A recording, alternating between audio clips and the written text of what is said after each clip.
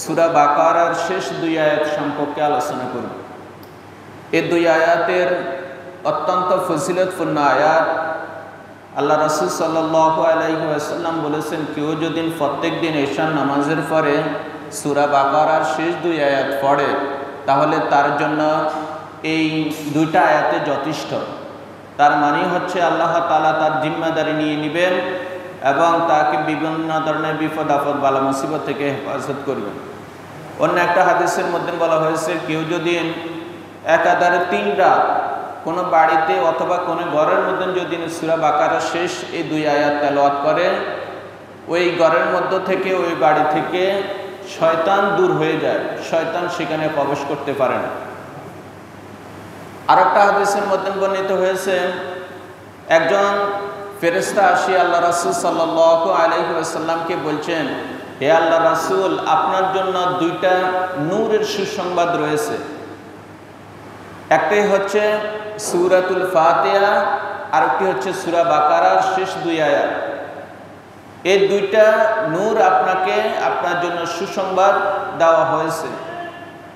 তাহলে বোঝা যাচ্ছে এই সূরা বাকারার শেষ এই দুই আয়াত অত্যন্ত ফজিলতপূর্ণ, অত্যন্ত মর্যাদাপূর্ণ। আমরা যারা পারি এই সূরা বাকারার শেষ এই দুই আয়াত তেলাওয়াত করার চেষ্টা করব। অত্যন্ত ফজিলতপূর্ণ 2টা আয়াত। এই দুই আয়াতের মধ্যে আল্লাহ তাআলা কি আলোচনা করেছেন সে সম্পর্কে আজকে আমরা জানব। আল্লাহ তাআলা বলতেছেন, আমানার রাসূলু বিমা উনজিলা ইলাইহি মির রাব্বিহি। আমানার রাসূলু, রাসূল সাল্লাল্লাহু আলাইহি ওয়াসাল্লাম ঈমান এনেছেন, বিমা উনজিলা ইলাইহি, তার উপর যেটা নাযিল করা হয়েছে সেই বিষয়ের প্রতি, সে জিনিসের প্রতি রাসূল ঈমান এনেছে। মির রাব্বিহি, তার প্রতিপালকের পক্ষ থেকে, আল্লাহ তাআলার পক্ষ থেকে আল্লাহ রাসূলের উপর যা কিছু নাযিল হয়েছে সবগুলোর উপর আল্লাহ রাসূল সাল্লাল্লাহু আলাইহি ওয়াসাল্লাম এইভাবে ঈমান এনেছে, রাসূল ঈমান এনেছে।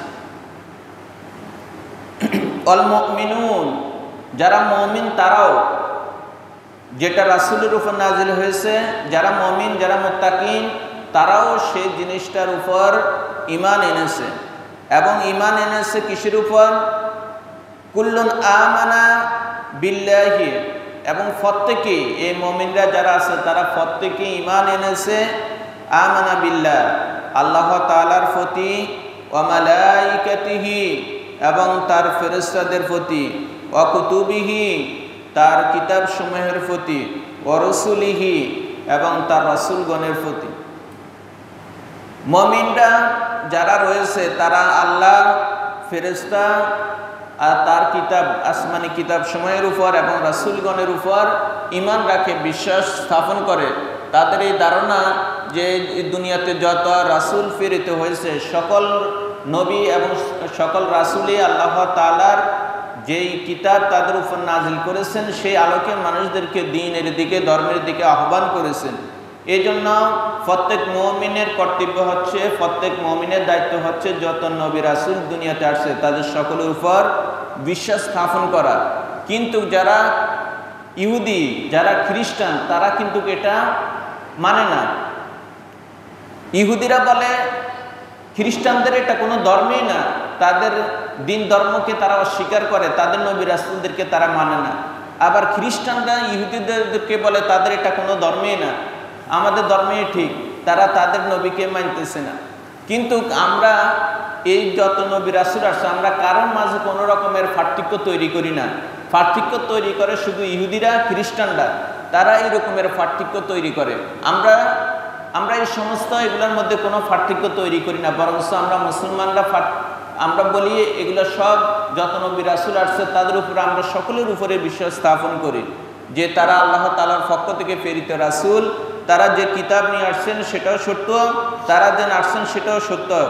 এই জন্য আমরা কি বলি, লা নুফাররিকু বাইনা আহাদিম মির রুসুলি, আমরা কোনো রকমের পার্থক্য করি না এই রাসূলগণের মধ্যে। যত রাসূল এই দুনিয়াতে আসছে তাদের কারোর মাঝে আমরা কোনো রকমের পার্থক্য তৈরি করি না, পার্থক্য সৃষ্টি করি না। তাহলে বোঝা যাচ্ছে যে এই নবী রাসূল এদের মাঝে কোনো রকমের পার্থক্য তৈরি করা যাবে না। কোনো রকমের পার্থক্য করার স্বভাবটা হচ্ছে ইহুদিদের, কোনো রকমের পার্থক্য তৈরি করা এই স্বভাবটা হচ্ছে খ্রিস্টানদের। এই জন্য আমরা মুসলমানরা এই রকমের পার্থক্য আমরা তৈরি করি না। অকলু, আমরা বলি, তারা বলতেছে ক্বালু সামি'না, আমরা শ্রবণ করলাম, ওয়া আতা'না, এবং মান্য করলাম, আমরা শুনলাম এবং আনুগত্য প্রকাশ করলাম। গুফরানাকা, আপনি গুফরানাকা রব্বানা, হে আমাদের রব, আপনি আমাদেরকে ক্ষমা করে দেন, আপনি আমাদেরকে মাফ করে দেন। ওয়া ইলাইকাল মাসির, আমরা আপনার নিকটে প্রত্যাবর্তন করতে হবে, আমরা আপনার নিকটে ফিরে যেতে হবে। তাহলে বোঝা যাচ্ছে যে নবী, তারপরে আল্লাহ তাআলার উপর, ফেরেশতাদের উপর, তার কিতাব সমূহের উপর, নবী রাসূলদের উপর আমাদের দৃঢ় ঈমান রাখতে হবে, বিশ্বাস রাখতে হবে। যদি কেউ যদি এইগুলার কোনোটাকে অস্বীকার করে তাহলে সে মুমিন থাকতে পারবে না। আমানতু বিল্লাহি ওয়া মালাইকাতিহি ওয়া কুতুবিহি ওয়া রুসুলিহি ওয়াল ইয়াউমিল আখির ওয়াল কদরি খাইরিহি ওয়া শাররিহি মিনাল্লাহি তাআলা ওয়াল বা'সি বা'দাল মাউত। এই 7টা বিষয়ের উপর ঈমান, দৃঢ় বিশ্বাস আমাদের রাখতে হবে। আমরা যদি এগুলার উপর বিশ্বাস স্থাপন না করি, ঈমান যদি না রাখি, তাহলে আমরা কখনো মুমিন হইতে পারবো না। এজন্য এই 7টা বিষয়ের উপর আমাদের দৃঢ় ঈমান এবং বিশ্বাস স্থাপন রাখতে হবে। এরপরের আয়াতে বলা হয়েছে লা ইউকাল্লিফুল্লাহু নাফসান, আল্লাহ তাআলা কারোর উপর দায়িত্ব চাপিয়ে দেন না, ইল্লা উসআহা, তার সামর্থ্যের বাইরে।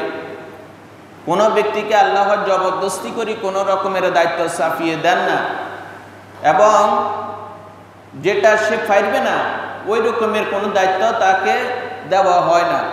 ইল্লা ওয়াসআহা, যেটা তার সামর্থ্য রয়েছে সেই ধরনের দায়িত্ব আল্লাহ তাআলা দিয়ে থাকেন।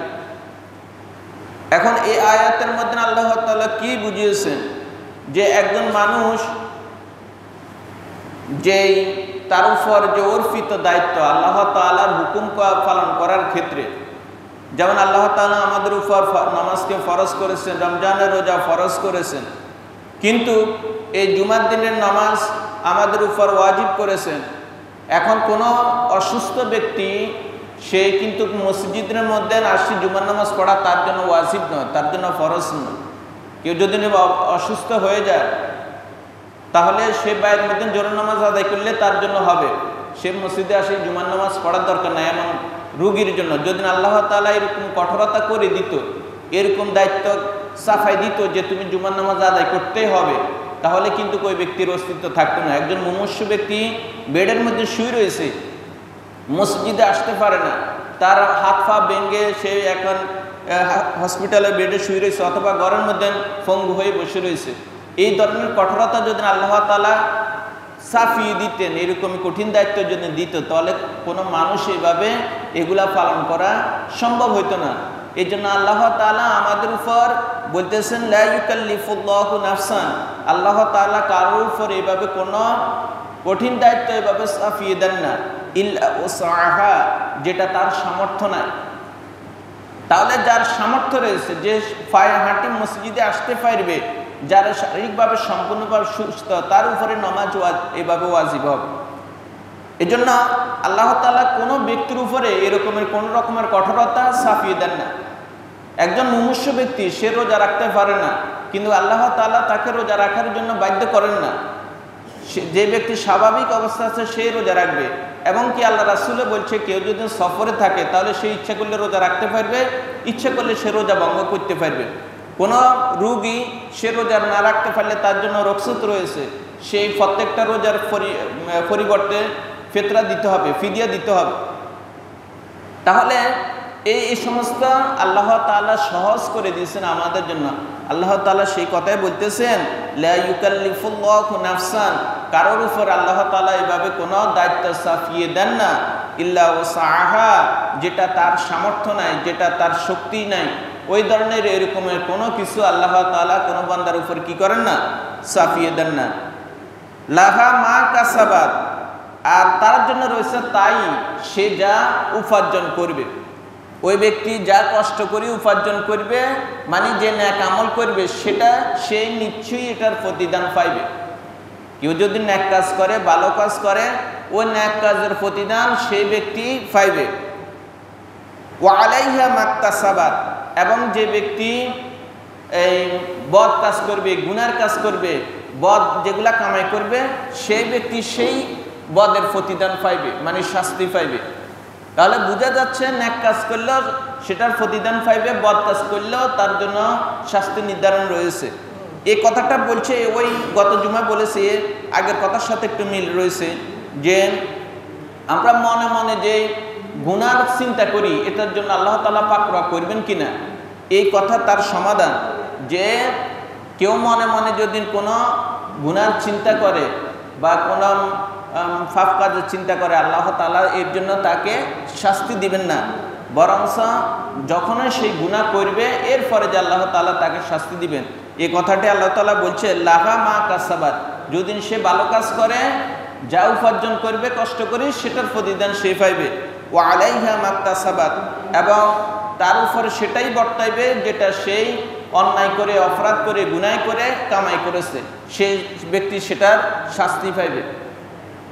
গুনাহ করার পরে যাই আল্লাহ তাআলা শাস্তি দিবেন, কিন্তু নেক কাজের ব্যাপারটা হচ্ছে ভিন্ন। সে নিয়ত করলে এর একটা সওয়াব তার আমলনামায় লেখা হয়ে যাবে, কিন্তু গুনাহ যখন সম্পাদন করবে এরপরও ফেরেশতারা লিখতে চায় না, কিছু সময় অবকাশ দেয়, ওই ব্যক্তি কোনো তওবা করে ফিরে আসে কিনা বা আল্লাহ তাআলার নিকট ক্ষমা চায় কিনা। যদি ক্ষমা চায়, তওবা করে, তাহলে আর তার আমলনামার মধ্যে ওই গুনাহটা লেখা হয় না। তাহলে বোঝা যাচ্ছে যে আমরা এই মনে মনে যদি কোনো গুনাহ চিন্তা করে থাকি, এর জন্য আল্লাহ তাআলা আমাদেরকে শাস্তি দিবেন না।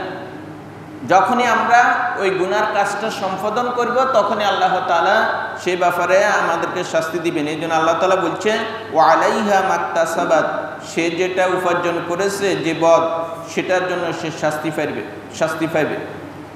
রব্বানা, হে আমাদের রব, লা তুআখিজনা, আপনি আমাদেরকে ফাকরা করিয়েন না, ইন্নাসিনা, যদি আমরা ভুলে যাই, আও আখতানা, অথবা ভুল করি।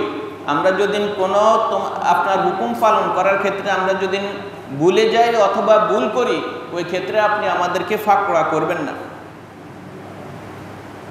রব্বানা, হে আমাদের রব, ওয়ালা তাহমিল আলাইনা ইসরান, আর আপনি আমাদের উপর কোনো রকমের কঠিন বোঝা চাপিয়ে দিন না। যে হে আমাদের রব, আপনি আমাদের উপর এরকমের কোনো কঠিন বোঝা চাপিয়ে দিন না, যেটা বহন করা আমাদের জন্য কষ্টকর, আমরা বহন করতে পারব না। এটা কেন বলা হয়েছে? আগেকার ধর্মের মধ্যে আল্লাহ তাআলা খুবই কঠোরতা ছিল, যেমন ইহুদি ধর্মের মধ্যে তথা বনি ইসরায়েলের মধ্যে যে শরীয়ত ছিল, তাদের শরীয়তটা ছিল অত্যন্ত কঠিন শরীয়ত। তারা ডেইলি 50 ওয়াক্ত নামাজ তাদের জন্য ফরজ ছিল, এবং তারা সম্পদ জোগাড় করলে ওই সম্পদের 4 ভাগের 1 ভাগ জাকাত করা লাগে, আর আমাদের 40 ভাগের 1 ভাগ। তাদের হচ্ছে 4 ভাগের 1 ভাগ, কেউ যদি সম্পদ জোগাড় করে ওই 4 ভাগের 1 ভাগ সে জাকাত দেওয়া লাগবে। এবং তাদের কোনো কাফরের মধ্যে যদি কোনো নাফাকি লাগতো, তাহলে ওই কাপড়ের অংশটা কর্তন করে ফালাই দেওয়া লাগবে, ওই কাপড় আর ব্যবহার করা যাবে না। এবং তারা কোনো কবিরা গুনাহের সাথে যদি যুক্ত হয়, কোনো কবিরার সাথে যদি তারা জড়িত হয়ে যায়, তাহলে তাদের শাস্তি হচ্ছে তাদেরকে হত্যা করে ফেলানো। যেমন হযরত মুসা আলাইহিস সালামের জমানায় তারা একটা গোবৎস বানায়, তারা ওই গোবৎসের পূজা করার কারণে আল্লাহ তাআলা বলছেন, তোমাদের এর জন্য এই ফায়সিত হচ্ছে, তোমরা নিজেদের আত্মবিসর্জন দাও, তোমরা নিজেরা যুদ্ধ করে একে অপরকে শেষ করে দাও, এটাই হচ্ছে তোমাদের শাস্তি, এটাই হচ্ছে তোমাদের তওবা। তাহলে তাদের এই রকমের কঠিন যে ধর্ম ছিল, আমাদের ধর্মে যদি এই রকমের কঠিন আল্লাহ তাআলা সাফাই দিত, তাহলে আমাদের কারোর অস্তিত্ব থাকতো না। যে ডেলি যদি কেউ কবিরা গুনাহ করে, তাহলে তাকে নির্ঘাত হত্যার সম্মুখীন হইতে হইতো। এটা বনী ইসরায়েলদের জন্য এত কঠিন ধর্ম ছিল, এরা কোনো কবিরা গুনাহ করলেই সাথে সাথে তাকে হত্যা করা হইতো। কিন্তু আল্লাহ তাআলা এই দ্বীন-ই মুহাম্মাদীকে এত কঠিন ধর্ম সাফাই দেন না, তাদের জন্য সহজ করে দিয়েছে। এজন্য আল্লাহ তাআলা বলতেছেন, রব্বানা, হে আমাদের রব, ওয়ালা তাহমিল আলাইনা, আপনি আমাদের উপর চাপিয়ে দিন না, ইসরন, ভারী বোঝা, আপনি আমাদের উপর কোনো ভারী বোঝা চাপাই দিয়েন না, কামা হামালতাহু, যেভাবে আপনি বোঝা চাপিয়ে দিয়েছেন আলাল্লাযীনা মিন ক্বাবলিনা, আমাদের পূর্ববর্তী যারা ছিল তাদের উপর যেরকম আপনি কঠিন বোঝা চাপিয়ে দিয়েছেন, শরীয়তের যে কঠিন বোঝা চাপিয়ে দিয়েছেন, এরকমের বোঝা আপনি আমাদের উপর চাপিয়ে দিয়েন না। তাদের আগেকার ধর্মের, তাহলে চিন্তা করেন যে বনী ইসরায়েলদের যে ধর্মের মধ্যে যে শরীয়ত ছিল, কত কঠিন শরীয়ত ছিল, কত কঠিন মারাত্মক শরীয়ত ছিল। গুনাহ করার কারণে তাকে হত্যা করা হইতো, তাহলে কত ভয়াবহ, কত মারাত্মক। এই জন্য আমরা আল্লাহ তাআলার নিকট দোয়া করতে হবে, আল্লাহ তাআলার দ্বীনের, এই ইসলামের যে একটা সুন্দর ধর্ম আমরা পালন করতেছি, যে এরকমের কঠিন কোনো ধর্ম বা কোনো বিধিবিধান আল্লাহ তাআলা আমাদের উপর চাপিয়ে দেননি। এই জন্য আল্লাহ তাআলা বলতেছেন, রব্বানা, হে আমাদের রব, ওয়ালা তাহমিল আলাইনা, আপনি আমাদের উপর চাপিয়ে দিন না, ইসরান, এরকম কোনো ভারী বোঝা, কামা হামালতাহু আলাল্লাযীনা মিন ক্বাবলিনা, যেমনিভাবে ইতিপূর্বে জাতিদের উপর, বনী ইসরায়েলদের উপর আপনি যেভাবে এই বিভিন্ন কঠিন শরীয়তের বোঝা চাপিয়ে দিয়েছেন, আপনি আমাদের উপরে এরকমের চাপিয়ে দিয়েন না। রব্বানা, হে আমাদের রব, ওয়ালা তুহাম্মিলনা, আর আপনি আমাদের উপর কোনো বোঝা চাপিয়ে দিয়েন না, মা লা তাকাতা লানা বিহ, যেটা বহন করার শক্তি সামর্থ্য আমাদের নাই, এরকমের কোনো বোঝা আপনি আমাদের উপর কি করিয়েন না, চাপিয়ে দিন না।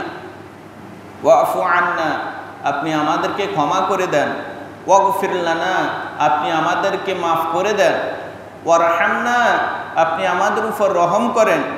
আনতা মাওলানা, আপনি আমাদের রব, আপনি আমাদের অভিভাবক, আপনি আমাদের উকিল। ফানসুরনা, এবং আপনি আমাদেরকে সাহায্য করেন, আলাল কওমিল কাফিরিন, যারা কাফের, যারা মুশরিক, এই সম্প্রদায়ের উপর আপনি আমাদেরকে বিজয় দান করেন, আমাদেরকে সাহায্য করেন। তাহলে আমরা এই আমাদের যে দিন ধর্ম, ইসলামের এই যে ধর্ম, এত সহজ, এত সুন্দর সাবলীল যে একটা ধর্ম, আমরা যদি এত সুন্দর ধর্ম পালন করি, যদি সুন্দরভাবে পালন না করতে পারি, তাহলে আমাদের মতন হতভাগা আর কেউ নেই। এই জন্য দিন, এই ইসলামকে আমরা সুন্দরভাবে পালন করব। আল্লাহ তাআলা যত বিধিবিধানে আমাদের জন্য দিয়েছেন, সব বিধিবিধানগুলা মানবের কল্যাণের জন্যই দিয়েছেন। কোনো বিধিবিধান আল্লাহ তাআলা কঠিনভাবে, কোনো বান্দার কষ্ট হোক, এরকম কোনো বিধিবিধান আল্লাহ তাআলা সাফাই দেননি। দীর্ঘ সময় পর্যন্ত আমরা সূরা বাকারার আলোচনাটা শুনলাম। এই সূরার মধ্যে বিশেষ করে শরীয়তের, অনেক শরীয়তের বিধিবিধান এই সূরাটার মধ্যে আলোচনা করা হয়েছে। আমরা দীর্ঘ অনেক দিন যাবৎ এই সূরাটা সম্পর্কে জানছি। ইনশাআল্লাহ সামনে সূরা আল ইমরান সম্পর্কে আমরা জানব। তা আমরা এই সূরা থেকে যা কিছু শিখছি, যা কিছু জানছি, সর্বপ্রথম আল্লাহ তাআলা আমাকে এবং আমাদের সকলকে এই সূরার প্রতি আমল করার এবং সুন্দরভাবে আমাদের জীবনে এর যত নিয়ম নীতি আছে বাস্তবায়ন করার আল্লাহ তাআলা আমাদের সকলকে তৌফিক দান করুন। আমিন। ওয়া মা তৌফিক ইল্লা বিল্লাহ।